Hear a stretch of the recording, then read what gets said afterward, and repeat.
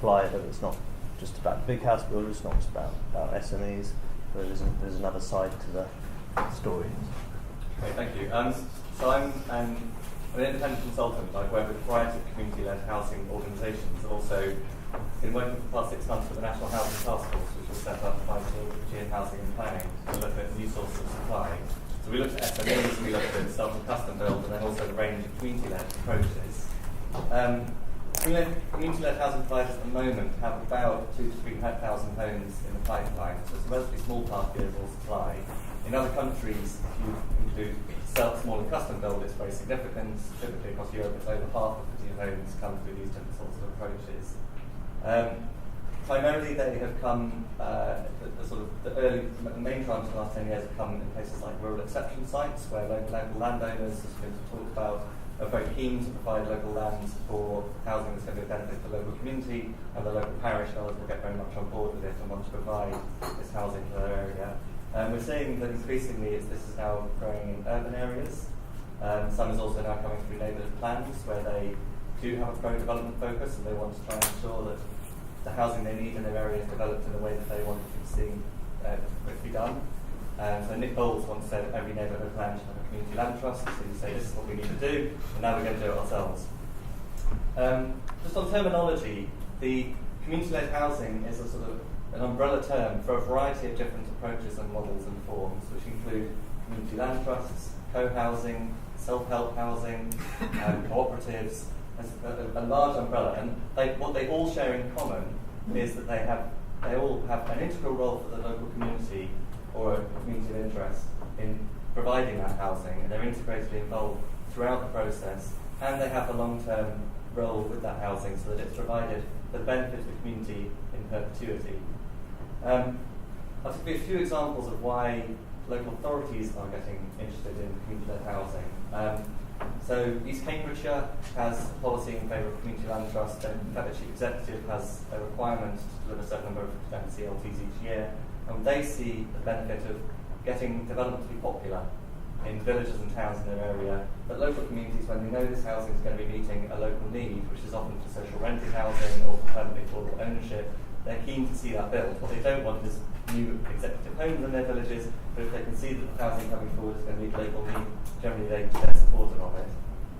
Lewisham has got very interesting community-led housing. One of their reasons is that their officers are very focused on large redevelopment projects, and they would like to develop a sector that can take on smaller sites where they don't have the capacity themselves to think about what to do with all the other smaller opportunities in their borough. And they're also now thinking about the connection with estate regeneration. And the third example is Cornwall, which, because of its second home ownership problem, again, providing homes for people who are the sons and daughters of the towns and villages in the area. And the community land trust down there pioneered forms of ownership which are permanently affordable and pegged either to the local market or to local wages. That's a form of ownership. And there's Cornwall, and examples like that inspired the government to announce in the spring budget that they have a £1 million fund for community-led housing, and we're still waiting for the details of that to be announced. So it's basically communities finding ways to address their local housing needs themselves, driving forward development, by and large overcoming NIMBYism, even in areas of outstanding natural beauty, areas with severe planning restrictions, because local people recognise there's a need for housing in their area, and they want to see it designed and delivered in a way that they're comfortable with, and it's going to meet a real local need. The three issues I'll touch quickly, which they've been advocating on for some time and came very strongly through the work that I've been doing over this past 6 months, which the first two are held in common between small builders, community-led, self-built, custom-built. They all have these same first two problems. The first is land, as is mentioned. Yes, local authorities, we've heard from them as well, but they're very focused on their 5-year land supply being satisfied by large sites. The main problem they have is the resource constraints, because it's time-consuming to identify lots of small sites, and they don't necessarily put the time into identifying as many small sites and allocating them through their local plan as is needed by these new providers. Yes, there's great appetite for fixed price sales, which would be quite transformative in giving clarity and reducing risk and focusing instead on the quality of the development. Not always small sites, so many custom builders want bigger sites. You can parcel up bigger sites, you don't just have to have small sites, and you can think much more creatively, and the government is starting to think more creatively about large sites. The second factor was local authorities, which have an absolutely critical role in enabling these different sources of supply, and the main thing there is sort of skills and capacity. But very often they would like to be able to do this, but they don't know how to do it, or they make mistakes along the way. One common one, for example, is that it's not true that local authorities have to get the best price for their land. They have to get best consideration, which is different. And often local authorities will struggle to understand how to interpret all the procurement rules, state aid, best consideration, and so on, to be able to facilitate these approaches. The third one, which is more specific to community-led housing, is an enabling environment.